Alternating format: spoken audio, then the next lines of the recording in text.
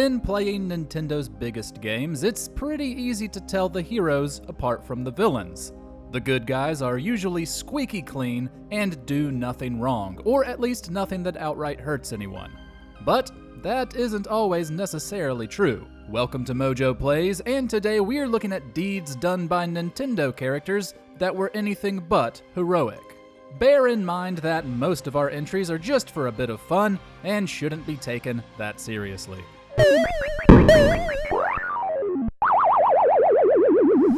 But before we dive in, we publish new content all week long.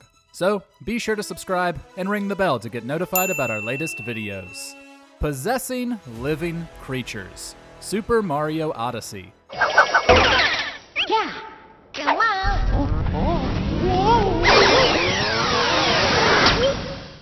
Super Mario Odyssey is built around the concept of using Cappy, Mario's new sentient hat companion, to take control of various objects and creatures.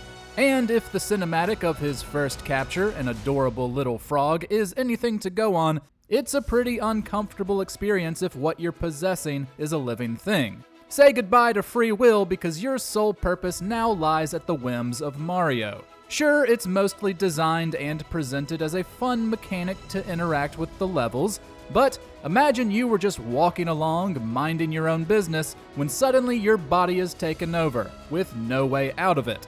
This is clearly worse in cases where Mario possesses someone who has thought and speech, like Lakitu, Glydon, or even a human being just so he can play a minigame with an RC car.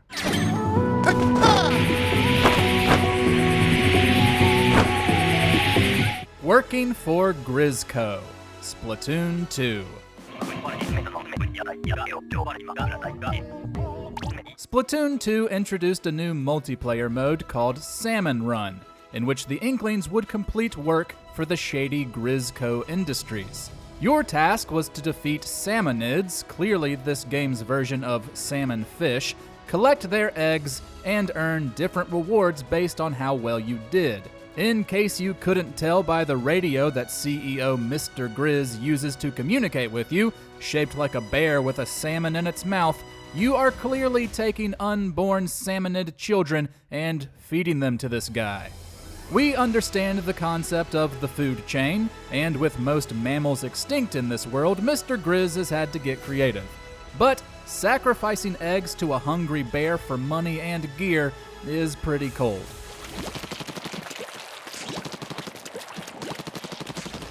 Eating the Shipment, Pikmin 2.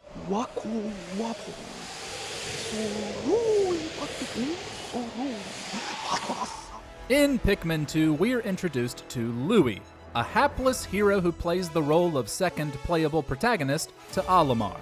The plot follows the duo returning to the Pikmin planet in search of treasure.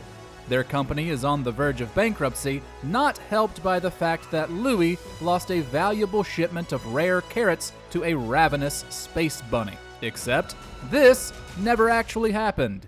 The epilogue reveals that Louie ate the shipment of carrots and just lied about it, causing the events of the game and pulling Olimar back to the planet he had just escaped from. What a jackass. You might think Olimar isn't so great either, using the cutesy Pikmin to fight and carry heavy objects on his behalf, but the games imply his leadership saved them from extinction. You know what species wasn't on the verge of extinction? Segway!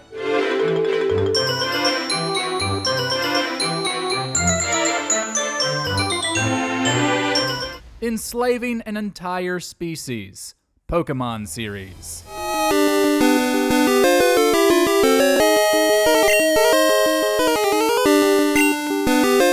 This one's an oldie, but a goodie. In every entry in the Pokemon series, you control an adventurer who goes around stealing creatures from their natural habitats and using them to battle others against their will. While the games and adaptations have long implemented a philosophy that the Pokemon don't mind this and bond with their trainers, it's still a bit unsettling when you think about it. We have to imagine that some Pokemon, if not all of them, would be more comfortable in the wild with their kind. Granted, your trainer is never the first to have captured Pokemon, instead having been born into this world. but you do wholeheartedly benefit from it. Some games have even introduced organizations who want to free Pokemon, yet they're painted as the bad guys. Ridiculous.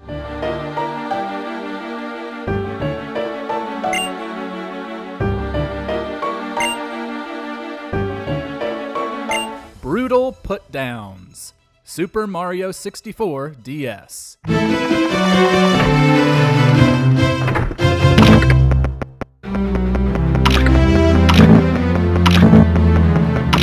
While the Toads are not often placed in the hero role, they are on the side of the good guys, and have joined Mario on several adventures. But in the remake of Super Mario 64 for the DS, they can be viciously mean towards Luigi, a character you won't find on this list because he's never done anything wrong. Whenever Luigi talks to a Toad, some will treat him like absolute garbage, telling him not to get in Mario's way or calling him, quote, the world's most inept and least charismatic brother. Dude, what is your problem? Luigi has saved the Mushroom Kingdom almost as many times as Mario has, and is literally in the middle of doing it right now.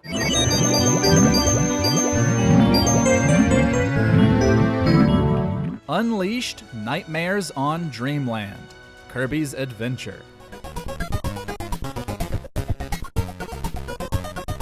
The second game in the Kirby series follows our hero in search of the Star Rod, which powers the Fountain of Dreams, allowing the citizens of Dreamland to, you guessed it, dream. You see, King Dedede broke it into several parts and gave them to his minions. After rebuilding the Star Rod, Kirby returns to the fountain and whoops the king's butt.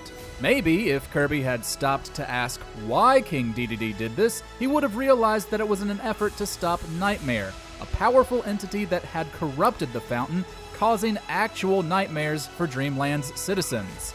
But because King Dedede was the villain of the first game, Kirby went about making things worse.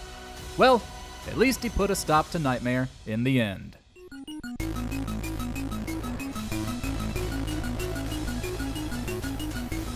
Exploiting Family Members. Donkey Kong series.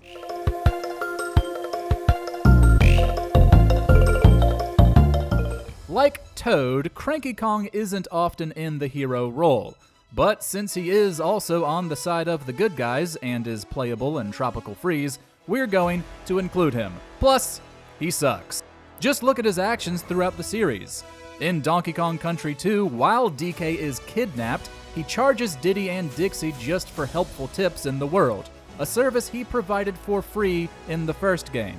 In Donkey Kong 64, he charges money for new abilities, and in Donkey Kong Country Returns, he charges money for helpful items. Other Kongs charge for services too, but he does so while belittling his family members about how dumb or worthless they are when they're out there trying to save their home.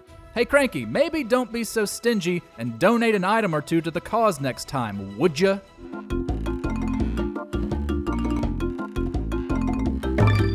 Poor treatment of animals.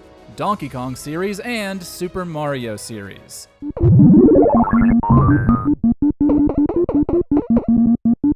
Well, seeing as how Cranky Kong was canonically the first Donkey Kong, maybe his bitterness is justified. The first Donkey Kong game chronicles Mario's escaped pet gorilla kidnapping his then-girlfriend, Pauline. However, in the sequel, Mario retaliates and boy does he cross the line. He locks DK up, prompting DK Jr. to come to his rescue. Wait, did DK Jr. exist in the background of the first game? Because if Cranky was separated from his son to be some guy's pet, I can't say I'm too surprised at how he acted. Plus, look at the size of that cage. It's so small there's no room to move around in. Then you have Super Mario World and the introduction of Yoshi. In that game, to get Yoshi to stick out his tongue and eat enemies, Mario punches him in the back of the head. Of course, there are also loads of players who leapt from Yoshi's back to save themselves as he fell to his doom. Thankfully, Mario seems to have long left his animal abuse days behind him.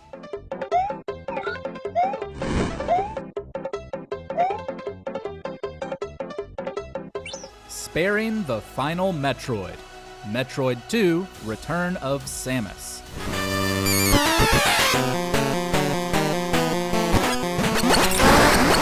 We wouldn't often see the eradication of a species as a good thing, but in the case of Metroids, we'll make an exception.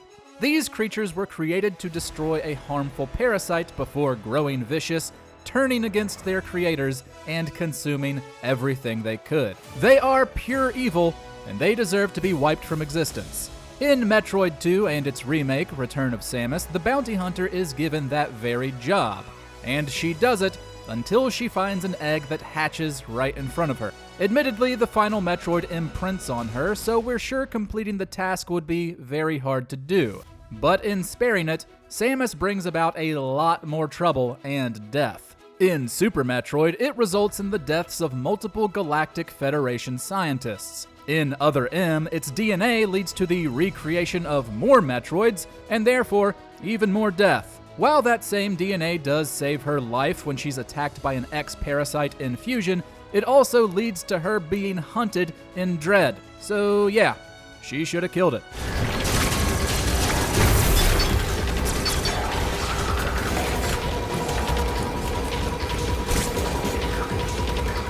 Destroyed a reality.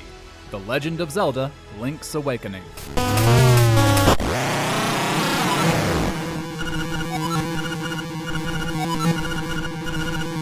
Other than barging into people's homes, breaking their pots, and stealing their money, Link is a pretty stand-up guy. But in Link's Awakening, he knowingly goes about causing the deletion of an entire island and its citizens. Sorry to spoil a game more than 3 decades old, but as he goes about his journey, Link discovers that the entirety of Koholint Island is a creation of the Windfish's dream, and that the bosses in its dungeons are nightmares. However, these people all seem real. They all have personalities and desires, especially Marin, the girl who finds and cares for Link after his opening shipwreck. He's told waking the Windfish is the only way he'll get home, but completing the game doesn't feel right as every person we've grown to know simply vanishes.